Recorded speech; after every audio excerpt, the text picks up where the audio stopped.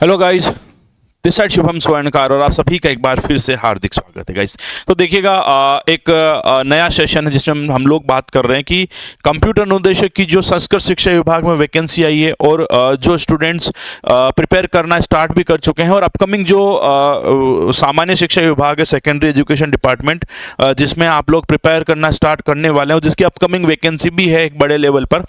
तो उसके अनुसार अगर हम लोग बेसिक कंप्यूटर अनुदेशक पोस्ट की बात करें तो बेसिक कंप्यूटर अनुदेशक पोस्ट में हमारा जो पेपर हुआ था 18 जून को, है ना, 18 जून को जो पेपर हुआ था, पेपर सेकंड, है ना, बेसिक कंप्यूटर अनुदेशक का, उसका जो पूरा सिलेबस है जिसको हम लोगों ने पिछले सेशन में उसके बारे में डिस्कशन किया था, तो उसी सेशन में इसमें हम लोग बात करने वाले हैं कि जो ये सेकंड पेपर हुआ था कंप्लीट 12 यूनिट का जो सिलेबस है, हर यूनिट में से क्या क्या चीज़ें जो है यहाँ पर ली गई थी, है ना। बात समझ में आई कि कंप्यूटर अनुदेशक का जो पेपर सेकंड था 18 जून का, बेसिक कंप्यूटर अनुदेशक का, उस पेपर में किस चैप्टर से, किस यूनिट से किस किस प्रकार के क्वेश्चंस आए हैं और हमें अब आगे जो है किस प्रकार से टारगेट लेकर के चलना है कि हाँ, हमें इन चैप्टर्स को इतना समय देना है या किस चैप्टर को ज़्यादा समय देना है, किस यूनिट को जो है ज़्यादा टाइम देना है, कौन सी यूनिट ज़्यादा बड़ी है लेकिन वेटेज उसका कम है, कौन सी यूनिट छोटी है लेकिन वेटेज उसका ज़्यादा आया था प्रीवियस पेपर में, है ना। तो वो हम लोग यहाँ पर डिस्कस करेंगे, ठीक है। तो बात करते हैं यहाँ पर, देखिएगा 2018 का जो पेपर हुआ था उसमें जो टोटल चैप्टर्स थे, टोटल जो यूनिट्स थी वो आपको पता है कि भाई टोटल 12 यूनिट्स थी, है ना, 12 यूनिट्स थी। इन 12 यूनिट्स का पूरा यहाँ पर किस यूनिट में से कितने प्रश्न जो है वो पूछे गए थे, तो जरा ध्यान से देखिएगा। 18 जून 2022 के पेपर सेकंड का एनालिसिस कर रहे हैं हम लोग, ठीक है। सबसे पहली यूनिट जो है वो है पेडागोगी थी, जिसमें से 4 MCQs थे। उसके बाद में मेंटल एबिलिटी, यानी कि ये जो रीजनिंग वाला पोर्शन है ये पेपर 1 में भी था और पेपर 2 में भी था, पेपर 1 में भी था, पेपर 2 में भी था। तो यहाँ पर जो थे टोटल 9 क्वेश्चंस जो है इसके पूछे गए थे।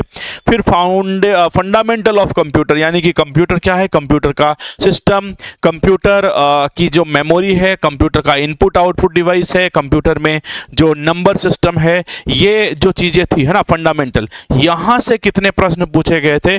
तो ये एक बेसिक जो कंप्यूटर का सिलेबस है, यानी कि यूं मान लो कि अगर हम लोग पटवार, ग्राम सेवक या इन एग्जाम्स की तैयारी करें ना, उनमें भी ये सिलेबस आता है जिसमें 12, और डेटा प्रोसेसिंग यानी कि MS word, MS excel, MS PowerPoint और MS एक्सेस, यानी कि ये दोनों मिला करके देखो 21 नंबर के क्वेश्चंस आए थे, ठीक है। यानी कि जो पटवारी ग्राम सेवक का सिलेबस है, फंडामेंटल ऑफ कंप्यूटर और MS office word, excel, PowerPoint और एक्सेल, वहां से जो टोटल प्रश्न थे वो 21 थे, है ना।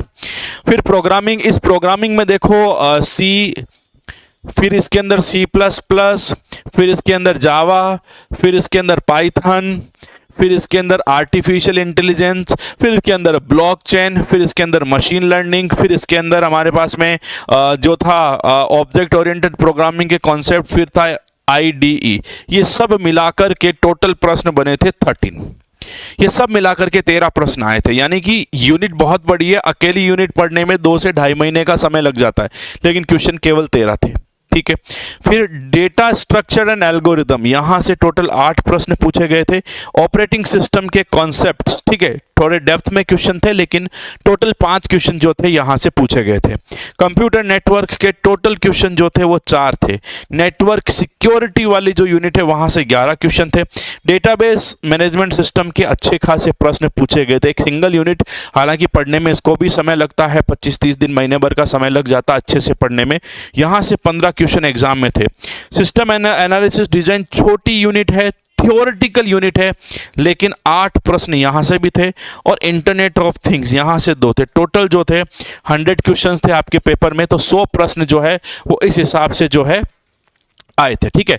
तो यानी कि टोटल 12 यूनिट और टोटल प्रश्न कितने थे, 100। तो 100 क्वेश्चन जो है वो इस चैप्टर, इस पूरे के पूरे पेपर में पूछे गए थे आप लोगों से, ठीक है। तो मेन चीज ये था कि भाई हम अगर आगे तैयारी करें तो इतना बड़ा सिलेबस है, तो स्टार्ट कहाँ से करें, किस प्रकार से हमारी रणनीति होनी चाहिए, किस प्रकार से स्ट्रेटजी होनी चाहिए, किस प्रकार से हम लोगों को पूरा का पूरा सिलेबस करना है, तो ये उसके रिगार्डिंग हमारा कॉन्सेप्ट था। ठीक है, तो यहाँ पर देखो, अगर मैं जनरल बात करूँ यहाँ पर, तो ये हो सकता है कि sir fundamental of computer 12 number का है और ये MS ऑफिस पूरा 9 नंबर का है, यानी कि 21 नंबर की जो प्रिपरेशन है ये तो आपको स्टार्ट करनी पड़ेगी। ठीक है, 21 नंबर का कॉन्सेप्ट वो है, 21 नंबर का पोर्शन वो है जो पुराने इतने सालों से हम लोग अगर किसी भी एग्जाम की तैयारी कर रहे हैं, अगर आप CET की भी तैयारी करते हैं तो भी आप लोग ये कॉन्सेप्ट तो पढ़ते ही पढ़ते हैं। तो ये बड़ा पोर्शन। फिर स्टार्ट करना है पर्टिकुलर सब्जेक्ट, तो स्टार्ट करिए सिस्टम एनालिसिस एंड डिजाइन से। सिस्टम एनालिसिस एंड डिजाइन से ये कैसा है, ये सिस्टम एनालिसिस डिजाइन थोड़ा सा थ्योरेटिकल कॉन्सेप्चुअल पेपर है, बट हाँ इसके प्रश्न जो है वो आपको 8 देखने को मिले थे। अगर इसका थ्योरेटिकल कॉन्सेप्ट हमने ढंग से देख लिया तो इसके 8 प्रश्न हम लोग सीधे सीधे जो है यहाँ पर कर सकते हैं ना, सीधे सीधे 8 क्वेश्चन हमारे यहाँ पर जो है यहाँ से निकल जाएंगे। ठीक है, फिर इंटरनेट ऑफ थिंग्स, तो चैप्टर तो बड़ा है, पोर्शन भी बड़ा, लेकिन प्रश्न केवल 2 आए थे। उसके बाद आता है डेटाबेस मैनेजमेंट सिस्टम। देखो क्योंकि सिलेबस बहुत बड़ा है ना, तो एक एक सब्जेक्ट लेकर के हमें आगे बढ़ना पड़ेगा, एक एक सब्जेक्ट। पाइथन बहुत सारी पढ़ी, लेकिन पिछली बार पाइथन का एक सवाल आया, सिर्फ एक। सी आपने पूरे 1 सवा महीने पढ़ी, लेकिन सवाल वहां से जो है एक सिंगल सवाल देखने को मिला। तो ये चीज पे इतना सारा समय जाया करने की बजाय शुरुआत हमें करनी चाहिए फंडामेंटल से, उसके बाद में सिस्टम एनालिसिस, फिर डेटाबेस, फिर नेटवर्क पढ़ोगे तो नेटवर्क सिक्योरिटी इंक्लूड करके उसमें देख सकते हैं। ठीक है, तो एक जो सीक्वेंस हमें चाहिए वो क्या है, वो ये है कि सबसे पहले फंडामेंटल पूरा करो और उसके बाद में जो है सिस्टम एनालिसिस एंड डिजाइन पूरा करो, और फिर जैसे जैसे आपके चैप्टर्स पूरे होते जाते हैं आप उसके आसपास, उसके इर्द गिर्द के जितने भी आपके पास में MCQs या पुराने पेपर जितने भी, उसके लिए राजस्थान की किताब निकाली हुई है मैंने कंप्यूटर विज्ञान करके, फंडामेंटल की कंप्लीट आज तक आए हुए सारे एग्जाम्स के क्वेश्चन, बाइलिंगुअल बुक जो है निकाली हुई है, उसके सारे क्वेश्चंस आप लोग चैप्टर वाइज रेफर कर सकते हो, है ना। और उस पूरी बुक को मैंने यूट्यूब पे सॉल्व भी करा है। ठीक है, तो वो यहाँ से देखने को मिल सकता है। एडिशनली 5000 MCQs की कंप्यूटर साइंस की किताब है आप लोगों के लिए, वो भी आप लोग देख सकते हो अनुदेशक के हिसाब से। ठीक है, तो ये एक पर्टिकुलर पैटर्न था। अब क्योंकि कंप्यूटर अनुदेशक के जो बैचेस हैं वो आपके लिए अवेलेबल करवाए जा चुके हैं। अगर कोई दोनों पेपर 1 और पेपर 2 की बात करता है तो उसकी फीस 1500 रुपये है, और पेपर 2 की बात करें तो केवल फीस 1000 रुपये। अब आप जो भी कोर्स यहाँ से लेना चाहें, जो भी बैच आप लोग पढ़ना चाहें, ये दोनों बैचेस की क्लासेज जो है वो कल से स्टार्ट हो गई थी, और रेगुलर क्लासेज जो है 1-2 दिन में और अच्छे से स्टार्ट हो जाएगी। ठीक है, दूसरी बात कि अभी क्या है, अभी कौटिल्य क्लासेस एप्लीकेशन पर 90% का डिस्काउंट मिल रहा है, और हर टेस्ट सीरीज क्योंकि 99 में मिल रही है। तो क्या फायदा, फायदा यह है कि ये जो फीस है ये घट कर के जो है 1200 के आसपास आ गई है, और ये फीस घट के जो है वो 800 पे आ गई है। ठीक है, और ये भी कब तक है, ये केवल और केवल 27 तक, यानी कि आज का दिन तो जा चुका है, अब केवल और केवल आप लोगों के पास में केवल कल का दिन है। तो आप लोग एप्लीकेशन पे जाकर के इन दोनों में से जो भी आपको बैच लेना है, या तो पेपर 2 या पेपर 1 और पेपर 2 दोनों, तो इन दोनों में से जो भी आपको अच्छा लगे आप जाकर के ले सकते हैं।